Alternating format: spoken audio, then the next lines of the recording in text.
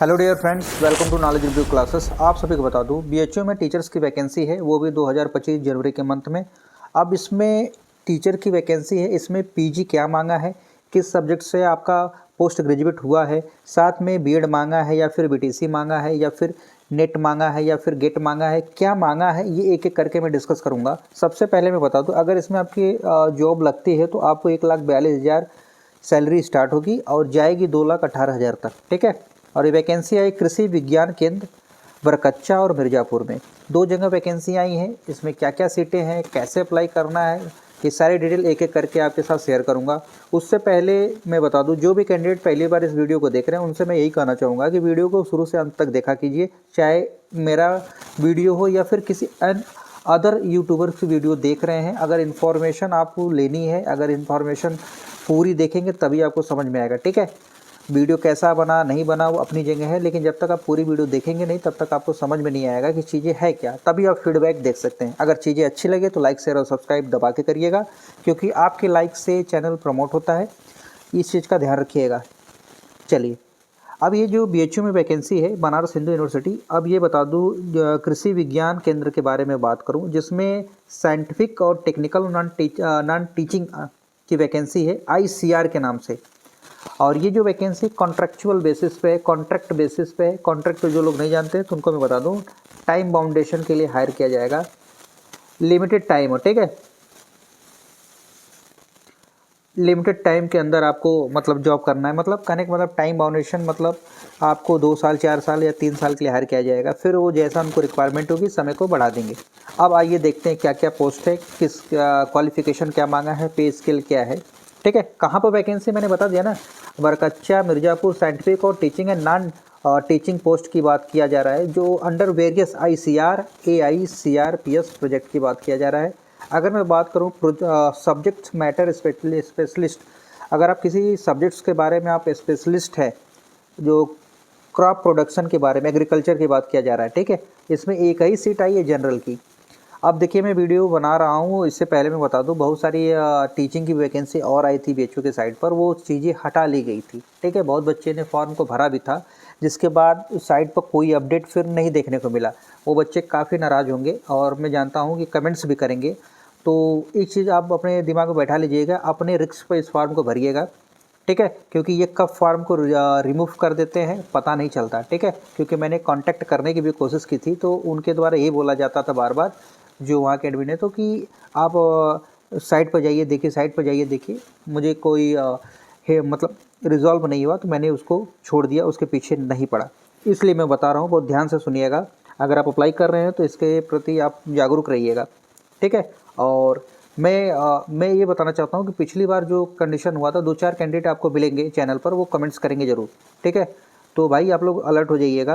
देखिए, अगर मैं बात करूँ, ये क्रॉप प्रोडक्शन की बात किया जा रहा है, तो इसमें एसेंशियल MSc मांग रहा है, ठीक है। MSc एग्रीकल्चर में होना चाहिए, agronomy equivalents qualification for recognize universities होना चाहिए, एक से कम देखिए 2 से 3 साल का वर्क एक्सपीरियंस है तो अच्छी बात है। और देखिए, और वर्किंग नॉलेज ऑफ कंप्यूटर होनी चाहिए। और ये जो वर्क एक्सपीरियंस की बात करें, डिज़ायरेबल है। एक चीज़ मैं बता दूं, डिज़ायरेबल का मतलब ये है कि आपके पास एक्सपीरियंस है तो अच्छा है, नहीं है तो भी अच्छा है, आपको मतलब वरी होने की प्रॉब्लम नहीं है, ठीक है। आप चिंता मत करिए। अब अगली बात करूं, अब देखिए, सब सब्जेक्ट मैटर स्पेशलिस्ट है, सब एग्रीकल्चर का ही दिख रहा है, इसके अलावा और भी दिखता है तो मैं बात करूंगा। अगर मैं बात करूं हॉर्टिकल्चर की बात किया जाए, तो MSc आपका एग्रीकल्चर में होना चाहिए, वो भी हुई हॉर्टिकल्चर या इक्विवेलेंट इसका कोई कोर्स है तो, ठीक है। अब इसी तरह live stock production and management की है, ठीक है, जो MVSC लाइव स्टॉक प्रोडक्शन की बात किया जाए, प्लांट प्रोटेक्शन की बात किया जा रहा है। इसी तरह अगर मैं बात करूँ, बहुत सारी वैकेंसियाँ सब्जेक्ट मैटर स्पेशलिस्ट में, एग्रीकल्चर इंजीनियरिंग, ठीक है, एमटेक इन सॉइल में किया है, soil science and agriculture chemistry, इसमें भी अगर आपने MSc सब जगह मांगा है, और कहीं भी एक्सपीरियंस का कोई बाउंडेशन नहीं। असिस्टेंट की बात किया जाए तो देखिए, बैचलर असिस्टेंट में बैचलर डिग्री होना चाहिए फ्रॉम रिकॉग्नाइज्ड यूनिवर्सिटी से, वो भी एक सीटें हैं, वो भी जनरल की, अप्लाई कर सकते हैं। इसी के साथ फॉर्म मैनेजर की है, प्रोग्राम असिस्टेंट की वैकेंसी है, बैचलर डिग्री होना चाहिए, एग्रीकल्चर में या हॉर्टिकल्चर में चलेगा।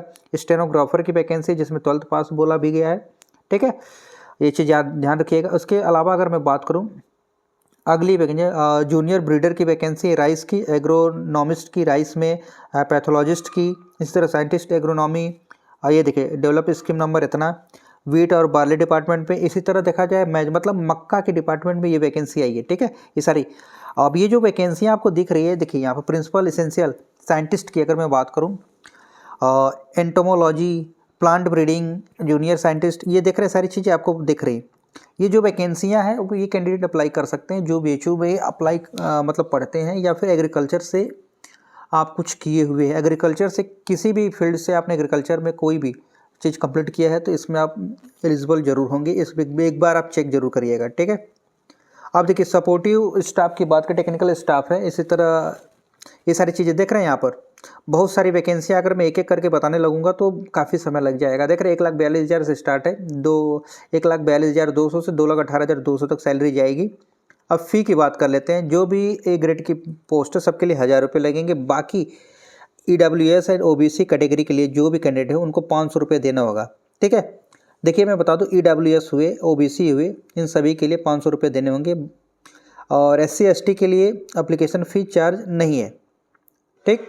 अब आगे आते हैं, एलिजिबिलिटी क्राइटेरिया एक एक करके डिटेल से दिया है, क्या क्या मांगा है, आपको PhD मांगा है कि नहीं मांगा है, ये सारी चीज़ें आपको यहाँ पर पढ़ने को मिल जाएगा।